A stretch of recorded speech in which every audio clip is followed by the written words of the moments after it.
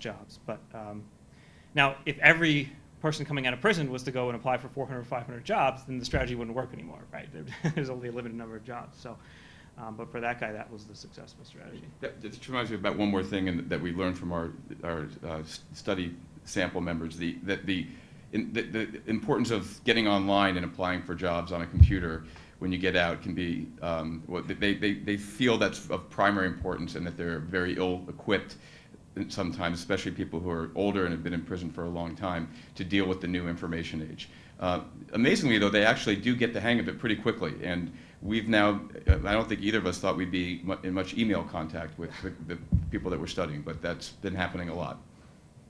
Well, I had a question that actually touched on the drug piece and the employment piece and the money piece, and the other one you just mentioned, which is, I guess, the felony record piece, which is, I wasn't sure in which of those categories, as far as themes, for reasons why people tend to recidivate or not, involvement in the drug trade was picked up. Because in the neighborhoods that a lot of people are referring to, of course, one of the options for employment, informal employment, or garnering money, which then can also be connected to substance uses, is the presence of a very, very active drug trade. Yeah. I'm wondering if that's something that you picked up on at all, or? I have a mixed answer to that, and maybe Dave has more to say, but in our very small qualitative sample, I don't think we really have picked up on it much, and I think that one of the major reasons is that there's been another demographic shift in the prison population as a result of the prison boom, which is it's gotten older. The median age has jumped up like, I think, 10 years during that time period, and it's now at about 35 or 36. And as a result, a lot of the people that we're talking to coming out of prison are older guys who are not so much involved in the drug trade anymore, but are still substance users. If we were to, we are planning to do a follow-up study with younger guys, and I think that you would see more of that.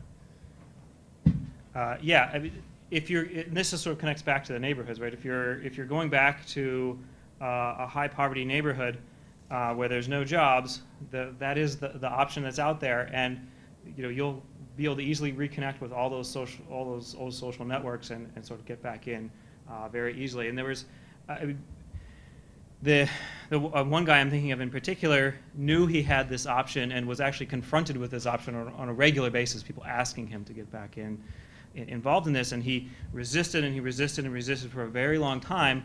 But after a while, he would sort of he adopted this strategy of sort of doing it temporarily. Like he'll work for somebody for a weekend, selling, build up enough money to sort of play his role in the household of buying the groceries and things like that, and then stop and then try to find a regular job and not be able to, and then go back to that. And so there definitely is. It is sort of a last resort, especially for these older guys, who this guy was.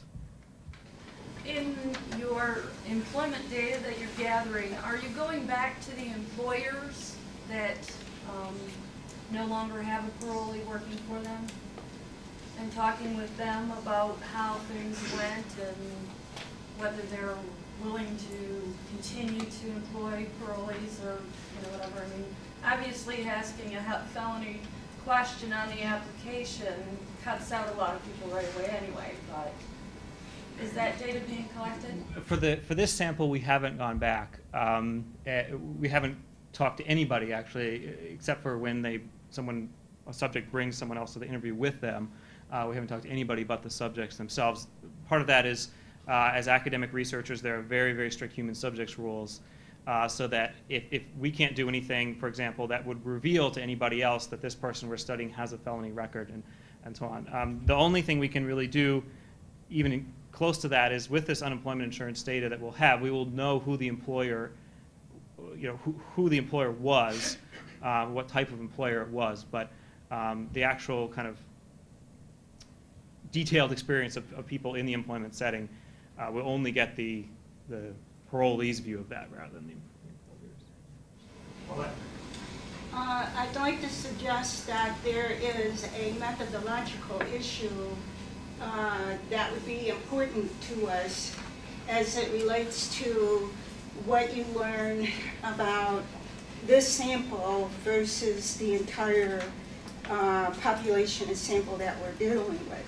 And I think the fact that you're having this ongoing interview process with the offenders makes it very evident that somebody is interested and somebody is involved, and that has the potential to serve as a positive in terms of what their outcome would be.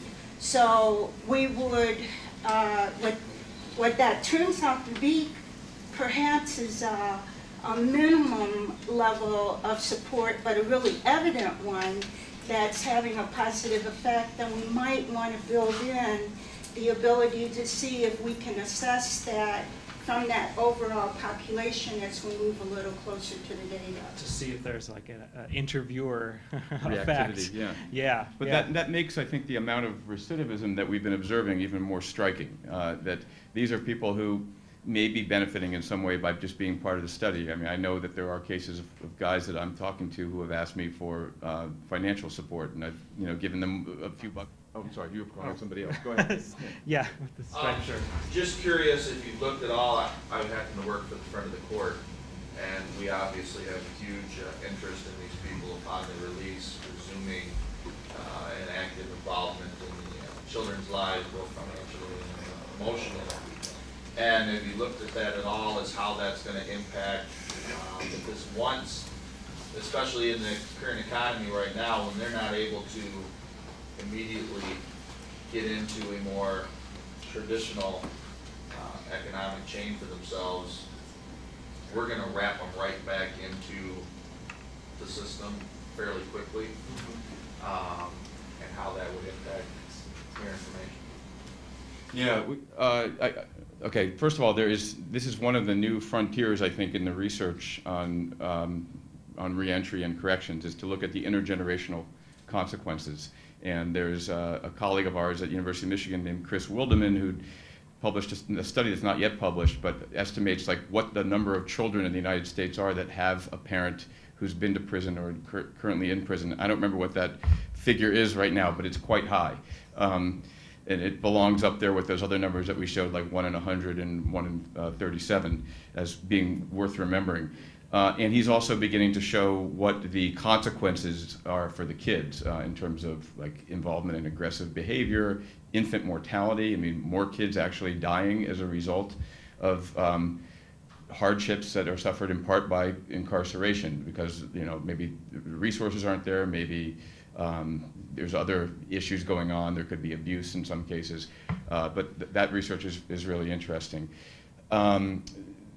On the other side, so we have a limited amount of data that we can bring to the table. We're hoping to get more of that out of the case notes, but we're, like Dave was saying, we're kind of committed to, in part for human subjects reasons, to just studying the lives of the targeted people in our sample, and we're not allowed to kind of veer off of that too much and start looking at family members. But it is interesting, I think in the qualitative work we've been struck by the importance of the presence of kids in the household as a potential social pull back to pro-social behavior. And it can also be a very big strain on the other hand. So trying to understand what kinds of family contexts present more of the strain and which ones are kind of more stronger social, represent more strong social bonds to society is a challenge that we're facing. Yeah, it's when someone leaves prison, it seems obvious when you say it, but when someone leaves prison, they have nothing. They have nothing. I've gone to interviews with guys and they're still wearing their prison uniforms because they have no other clothes to wear. And if you take a man who has a child and you put him in a household with that child and he's not providing any resources, that is a very stressful situation. Now, it's less true for women because women have other ways of sort of being a mother than providing and caring for people is a sort of accepted social role for women. But for the men, it can really cut both ways. It can be a great motivator, but it can also be a huge source of stress that leads back to the drug markets or crime. There was another hand. What's the major aim of your research at this point in time? I mean, do you have a specific focus, or is it sort of also being driven by what types of data and reliable data that you can get, and then kind of going from there? I'm not exactly sure what you're specifically Yeah, sure. Yeah, part of the reason is that there's kind of multiple studies going on that we're kind of